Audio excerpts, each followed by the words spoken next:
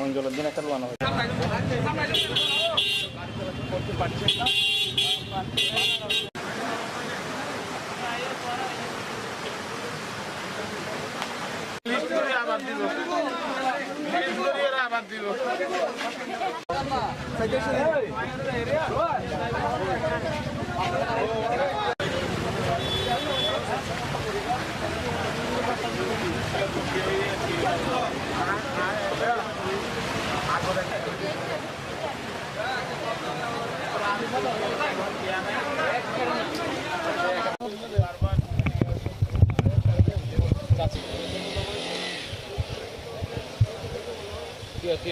Ini bagian ya, ini bagian.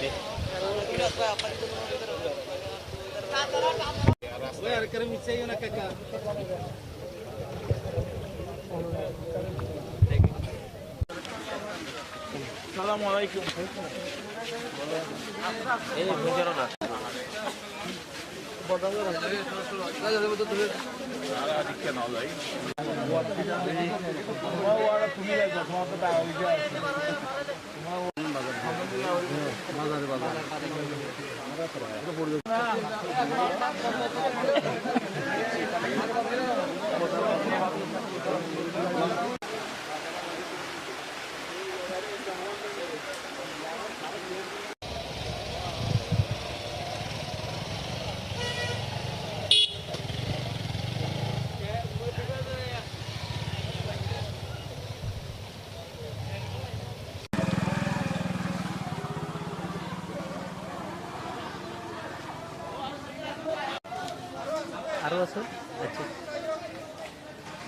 প্রায় ৩,০০০ পরিবার ক্ষতিগ্রস্ত।